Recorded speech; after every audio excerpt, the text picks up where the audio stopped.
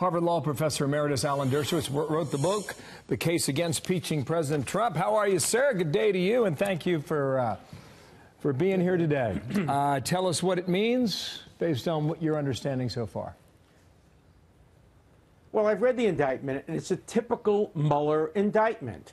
Very, very heavy on stories involving collusion and WikiLeaks. But the indictment itself all relates to obstruction of justice, tampering of witnesses. In other words, crimes that occurred as a result of the investigation. This is typical of Mueller. He has found almost no crimes that occurred before he was appointed special counsel. He was appointed special counsel to uncover crimes that had already occurred. He has virtually failed in that respect in every regard. Almost all of his crimes that he's indicted people for are crimes that resulted from his investigation. False statements, tampering with witnesses, obstruction of justice. I went through today the list of all the people who had been indicted by Mueller, and it was very hard to find any American who had been charged with any crime that occurred before Mueller was appointed special counsel. So what's happened here is these are crimes that are generated by the investigation. It doesn't make them any less criminal, but it really means that there's been a failure to uncover the basic crimes for which he was appointed. Namely, before he was appointed, was there illegal collusion, illegal conspiracy with Russia? We don't find that. In this indictment, he tells stories about alleged collusion, stories about WikiLeaks, but that's not the basis for the indictment. The basis for the indictment are all events that occurred after he was appointed. That's very significant. All right, Professor, the president's attorney, Rudy Giuliani, just spoke to the Washington Post, and they asked what was the president's reaction to this, what he learned about Roger Stone's happened at his house this morning. He said he wouldn't comment specifically on the president's reaction, but he did say the president said he's not nervous about the Stone indictment. Should the president in any way be nervous about this? There are two reasons why somebody might be nervous. Number one, whether he is implicated in the indictment himself. The answer to that is clearly no. The second is whether or not Stone has been indicted in order to squeeze him into testifying. As Judge Ellis, who presided over the Manafort case, said, the object of these arrests is not to get people like Manafort or people like Stone. It's to get them to sing and perhaps even to compose, to create guilt allegations against the real target here, the president. So the president should be worried every time somebody who he knew or had any acquaintance with is arrested, because according to Judge Ellis, the purpose of these arrests is not to get that person, but to get that person to provide information or testimony against the real target, the president. That's the tactic Mueller has used from day one. As a civil libertarian, it's a very disturbing tactic. It's all too common among prosecutors, but it's very disturbing. What prosecutors do all the time is they threaten people.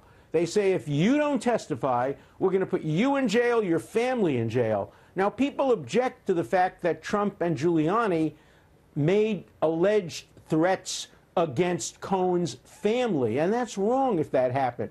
But it's also wrong when prosecutors do the same thing. Prosecutors tamper with witnesses all the time. The difference is it's legal for a prosecutor to threaten somebody that unless they become a witness and testify according to what the prosecution wants them to testify, they will prosecute them, their relatives, their friends, and their associates. It's a double standard of injustice. Let's go through a couple things here that's just available over the last 2 hours. First of all, Sarah Sanders, she was on CNN earlier today and responded this way to the initial arrest.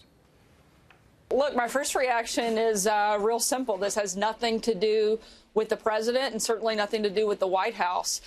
This is something that has to do solely with that individual and not something that affects us here in this building. Okay, so that was from this morning. I want to take you back 2 days now. Roger Stone was on with Tucker, and part of his commentary went like this at the end. Watch.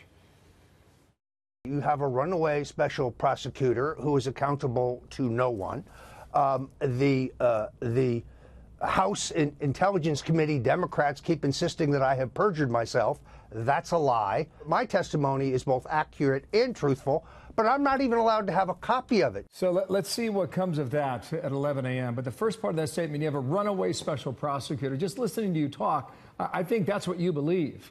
And now remember when Manafort was arrested at 5 o'clock in the morning? He and his wife were in bed. You remember the reporting on that? Well, this morning, guns drawn on behalf of the FBI, 6 a.m. Local time, and apparently there was a TV crew of some type that was there as well. I don't know how that happens, but just put that together when you're making the case that these are process crimes, but yet they're being arrested in a very heavy-handed way. Go. Of course, normally the situation is you call the lawyer, you tell the lawyer, look, he's been indicted. Please show up at the federal court tomorrow at 10 o'clock, and maybe they keep an eye on him to make sure he doesn't run away. But in cases like this, you don't typically see arrests of this kind. Look, Rudy Giuliani himself is guilty of having done that. You remember the case back when he went after Goldman Sachs executive and had him handcuffed and arrested in the Goldman Sachs office, and then it turned out there was no case to be brought against him. So this is something that prosecutors do a lot in order to intimidate witnesses. When they want to get people to testify, they're very heavy-handed, and they make the point very clearly, this is not about you. You can save yourself, your family, your friends. Just give us what we want to hear about the president. That's why the president always has to be a little nervous, even though these are not allegations relating to him. It's against a person who may have information relating to him. Stone doesn't strike me as the kind of guy who's going to easily cooperate, but well, look, when you're facing long prison term, the most loyal of people turn to themselves and say, I have to look out for myself first. That makes this tweet very important then. This goes back to December 3rd, 2018, Professor, in which the president tweeted out, quote, quoting Roger Stone, I will never testify against Trump. The president went on to write, this statement was recently made by Roger Stone, essentially stating that he will not be forced by a rogue and out-of-control prosecutor to make up lies and stories about President Trump. Nice to know that some people still have guts. How will those words play out? Well, well, you know, they're going to allege that that's obstruction of justice, that he's tampering with a witness, telling the witness not to testify, encouraging him not to testify. That's a very, very weak charge. You don't obstruct justice in public by sending out tweets. But look, Cohn said he would never testify against Trump. He would take a bullet for him. And now look what's happened. So you never know what's going to happen when a person is arrested for a myriad of crimes, as you described it, process crimes. Those are serious crimes. But when you look at the scorecard of how many crimes this special prosecutor hasn't covered against Americans that occurred before he was appointed and that relate to the Russia probe, you really have to say it's been a very disappointing investigation. If the best you can do is essentially create crimes by your investigation, which is what has happened here, that doesn't exculpate the people who have really lied or really obstructed justice, but it tells you something important about the investigation itself. Okay. Some people believe with this action against Stone that Mueller's closer to the end. Are you in that school, or do you know?